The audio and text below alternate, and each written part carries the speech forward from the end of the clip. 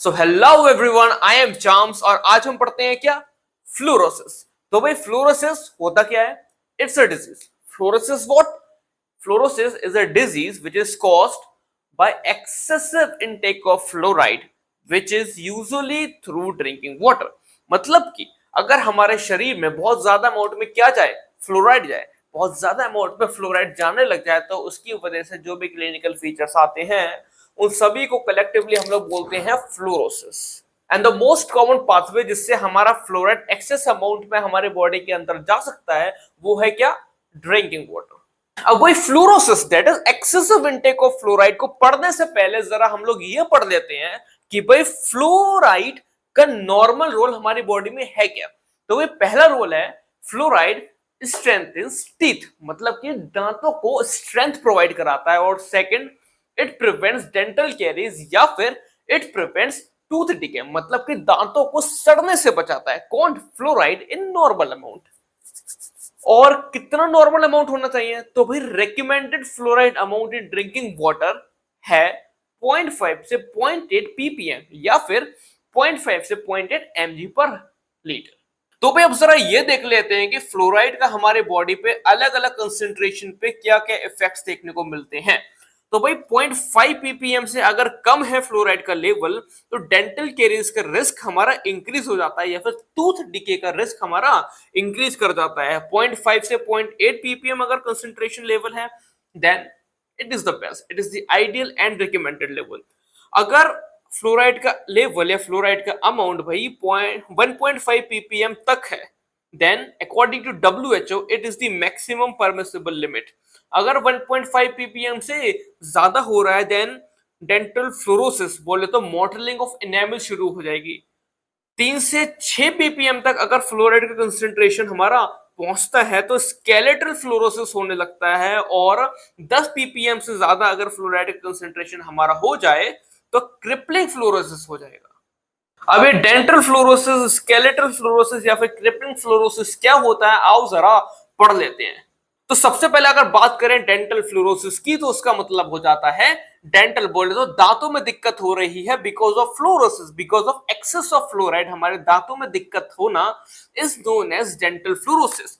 अब this dental fluorosis basically occurs due to excess fluoride during the tooth development specially in children. मतलब कि बच्चों में जब हमारे दांत बच्चों में जब दांत डेवलप हो रहे होते हैं तो उस दौरान अगर बच्चा बहुत ज्यादा मात्रा में फ्लोराइड का इंटेक करना शुरू कर देता है तो उसमें डेंटल फ्लोरोसिस होने के चांसेस होते हैं। और भाई इस डेंटल फ्लोरोसिस के कुछ पर्टिकुलर फीचर्स होते हैं जिनमें से पहला हो जाता है mottling of teeth and this is the most characteristic finding.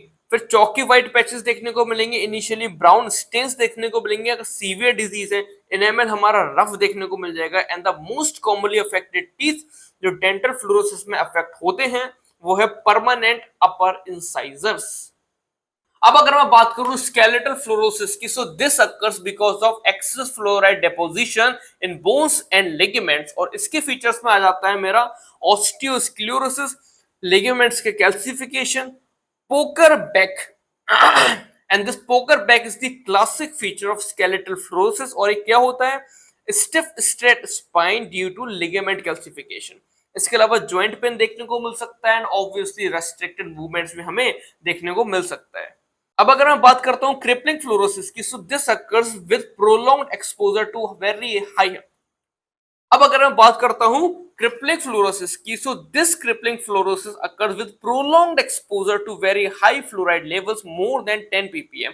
इसके फीचर्स में क्या क्या आ जाएगा? Severe skeletal deformities, inability to walk properly, disability आ जाएगी और फिक्स्ड जॉइंट्स हमें देखने को मिल सकते हैं। तो भाई अब देखते हैं कि किस तरह से हम लोग फ्लोरोसिस को प्रिवेंट एंड ट्रीट कर सकते हैं। सबसे पहला तरीका in the prevention of fluorosis is very simple.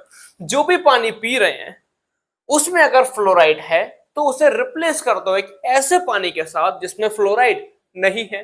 That is use safe drinking water, simple. और दूसरा तरीका, अगर भाई पानी जिसको हम लोग पी रहे हैं उसमें फ्लोराइड है, पानी जो हम पी रहे हैं उसमें फ्लोराइड है तो उस पानी में से फ्लोराइड को निकाल दो। पहला तरीका क्या था? जो भी पानी है अगर उसमें फ्लोराइड है तो उसे रिप्लेस कर दो with the water that does not contain fluoride.